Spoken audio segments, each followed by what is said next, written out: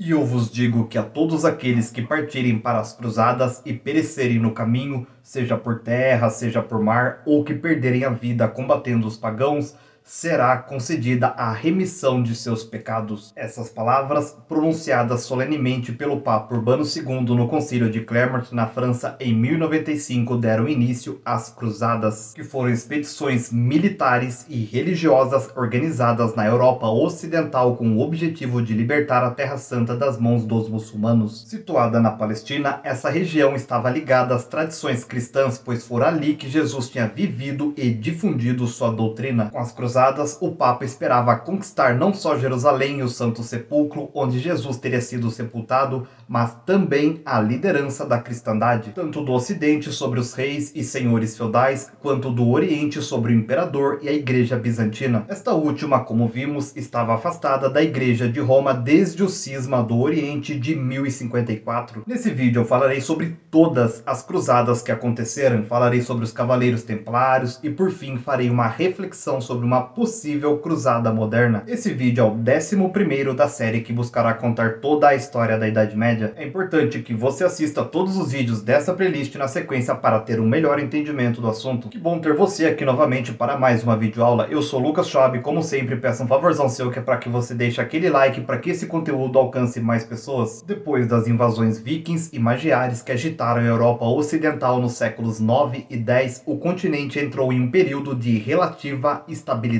social e de crescimento econômico. Como resultado, a população começou a crescer, enquanto aumentava também a circulação de mercadorias. O crescimento populacional levou à ocupação de áreas ainda não utilizadas para o plantio, tais como as florestas e os pântanos. Entretanto, a disponibilidade de terras nessas áreas era limitada. Além disso, a população se expandia em ritmo mais acelerado do que a produção. Dessa forma, crescia o número de pessoas que caíam na mendicância ou no banditismo. Ao mesmo tempo, os senhores feudais ampliaram as obrigações dos servos, o que levou muitos destes a abandonar as terras em que viviam ou a serem expulsos delas. Tal situação começou a colocar em crise as relações servis que sustentavam a economia feudal. A crise atingiu não só os camponeses, mas também os nobres, que para não fragmentar seus domínios, passaram a fazer uso do direito de primogenitura, pelo qual apenas o filho mais velho poderia herdar o feudo. Com isso, os filhos mais novos eram obrigados a procurar outros meios de sobrevivência. Jovens cavaleiros saíam então pelo mundo em busca de oportunidades, o que poderia ser um casamento vantajoso ou até mesmo o sequestro de alguém da alta nobreza para cobrar resgate. Tais condições,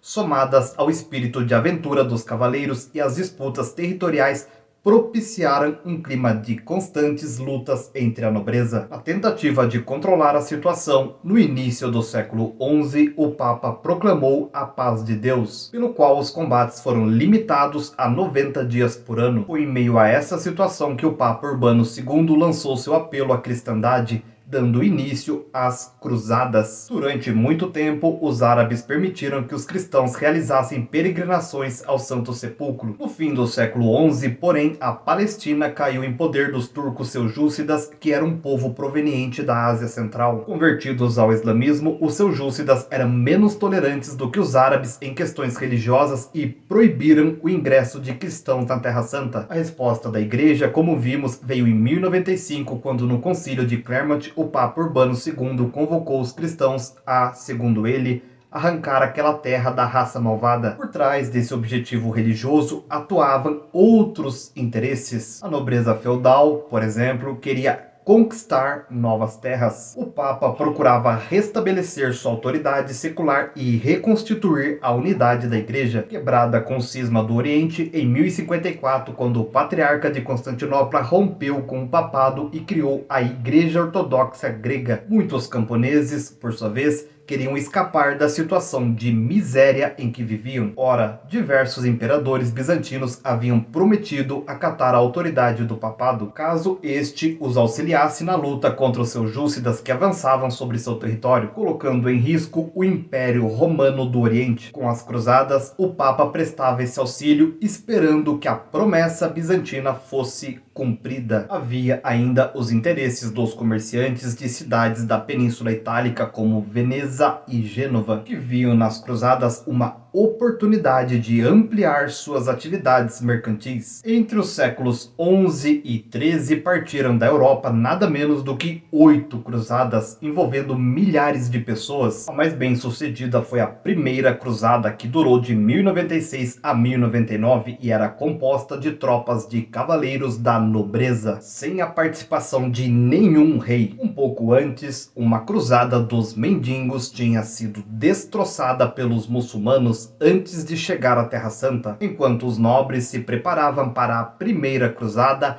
pregadores itinerantes divulgavam a convocação do Papa entre as pessoas comuns. Um desses pregadores foi Pedro o Eremita, que provocava tanto entusiasmo em seus ouvintes que milhares deles passaram a segui-lo. Em abril de 1096, os seguidores de Pedro se reuniram na cidade de Colônia, na atual Alemanha. Não era um exército disciplinado, alguns dos integrantes eram mendigos e ladrões. Eram, na maioria, camponeses, pobres e ignorantes que vinham acompanhados de toda a família. Usando cruzes vermelhas pregadas nas roupas, esse exército insólito pôs-se a caminho. Quase sem comida e sem dinheiro, eles pediam esmolas, roubavam e chegavam até mesmo a assaltarem aldeias e cidades. Em julho, essa multidão maltrapilha chegou a Constantinopla, onde saqueou casas nos subúrbios e aterrorizou a população. Depois de atravessar o Estreito de Bósforo, os peregrinos se instalaram numa fortaleza abandonada. Quando o exército inimigo se aproximou, os cruzados lançaram-se insensatamente contra ele. Sua derrota foi total, com milhares de baixas. Alguns foram capturados e vendidos como escravos. Outros escaparam e conseguiram ser resgatados. Mais bem preparados, os combatentes da Primeira Cruzada atravessaram a Ásia Menor, conquistando Edessa, Antioquia e outras cidades. Em julho de 1099, depois de um cerco de 5 semanas, ocuparam Jerusalém. Senhores da margem oriental do Mediterrâneo fundaram ali vários reinos cristãos. Eram eles o Reino Latino de Jerusalém, o Principado de Antioquia e os condados de Edessa e Trípoli. A Segunda Cruzada, que durou de 1147 a 1149, organizada depois que os muçulmanos reconquistaram a cidade de Edessa, fracassou em seus objetivos. Já a Terceira Cruzada, que durou de 1189 a 1192, foi uma resposta à retomada de Jerusalém pelos muçulmanos, que havia ocorrido em 1187. Dela participaram os reis Ricardo Coração de Leão, da Inglaterra, e Filipe Augusto, da França, além do imperador Frederico Barba Ruiva, do Sacro Império. Conhecida como Cruzada dos Reis, seu principal saldo foi o estabelecimento de um acordo com os muçulmanos, que passaram a autorizar a peregrinação dos cristãos a Jerusalém. A Quarta Cruzada, que durou de 1202 a 1204, foi desvirtuada de seus objetivos iniciais, que era combater os muçulmanos no Egito, financiados por homens de negócio de Veneza interessados em ampliar seu comércio com o Oriente. Os cruzados assaltaram e ocuparam a cidade cristã de Constantinopla. Ali, cruzados e comerciantes venezianos fundaram o Império Latino de Constantinopla, cujo principal objetivo era controlar as rotas comerciais entre essa cidade e o Oriente. O domínio veneziano sobre Constantinopla só terminaria em 1261, após a Quarta Cruzada difundiu-se na Europa a ideia de que somente as crianças, supostamente inocentes e sem pecados, seriam capazes de vencer os muçulmanos e retomar a Terra Santa. Surgiu assim a Cruzada das Crianças, organizada em 1212. Como seria de se esperar, a expedição infantil nunca chegou a Jerusalém. As últimas 4 cruzadas, que duraram de 1217 a 1270, praticamente não tiveram relevância, nem para o Ocidente, nem para o Oriente, pois fracassaram em seus objetivos. Segundo o historiador Jacques Le Goff, que eu considero como sendo um dos mais destacados estudiosos da Idade Média, o saldo das cruzadas para o Ocidente não foi tão animador quanto esperavam seus participantes, ainda que tenham oferecido aos cavaleiros e aos camponeses do século XI uma saída para o excedente populacional.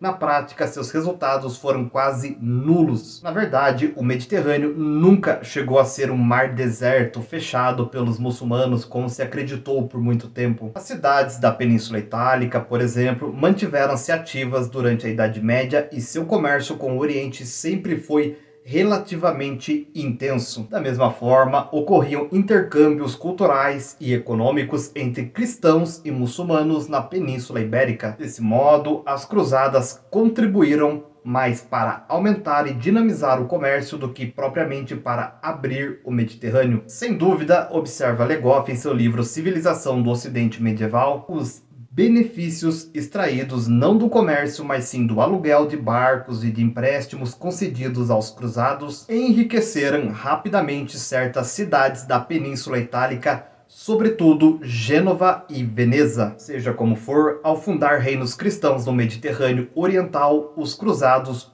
promoveram a expansão das sociedades europeias e fizeram entrar em circulação na Europa produtos orientais, sobretudo especiarias importadas por mercadores da Península Itálica. Os saques realizados pelos cruzados nas cidades muçulmanas transferiram para a Europa grande quantidade de moedas, aumentando sua circulação no continente. Isso colaborou para que surgissem companhias mercantis, formadas pela associação de comerciantes que investiam capital na compra de barcos e de mercadorias. Com a reativação do comércio das cidades a partir do século XI, expandiram-se a economia monetária e o mercado, fortalecendo a burguesia mercantil. Estimulados pela formação de um mercado consumidor, os senhores procuraram aumentar a produção de seus feudos. As relações servis entraram em crise. Muitos servos se tornaram livres e passaram a arrendar terras dos senhores com base em contratos. Outros migraram para as cidades, desligando-se das relações servis de produção. Com o desenvolvimento comercial, todo o sistema feudal entrava em crise. Continue no vídeo, pois agora eu falarei um pouco sobre os templários e em seguida farei um exercício de reflexão sobre uma possível cruzada moderna. A Ordem dos Templários, organização de caráter militar e religioso criada em Jerusalém no período das Cruzadas, tornou-se objeto de curiosidade mundial com a publicação do livro O Código da Vinci, do escritor norte-americano Dan Brown e sua adaptação para o cinema pelo diretor igualmente estadunidense Ron Howard em 2005. Os Templários são mencionados diversas vezes tanto no livro quanto no filme. Veja a seguir um pouco de sua história. Com o estado de espírito criado pelas Cruzadas, surgiram no Oriente no decorrer do século XII diversas organizações monástico-religiosas. Uma delas foi a Ordem dos Templários, formada por monges cavaleiros franceses para proteger Jerusalém, conquistada em 1099 pela Primeira Cruzada e assegurar aos cristãos o direito de peregrinação à Terra Santa. Em Jerusalém, o grupo ocupava uma ala do Palácio Real que diziam havia feito parte do Templo de Salomão. Daí veio o nome Templários para a ordem, também conhecida como Cavaleiros Pobres de Cristo e do Templo de Salomão. Sua principal identificação era a túnica branca com uma cruz, e logo tornaram-se fundamentais para a defesa dos reinos cristãos implantados à força no Oriente Médio.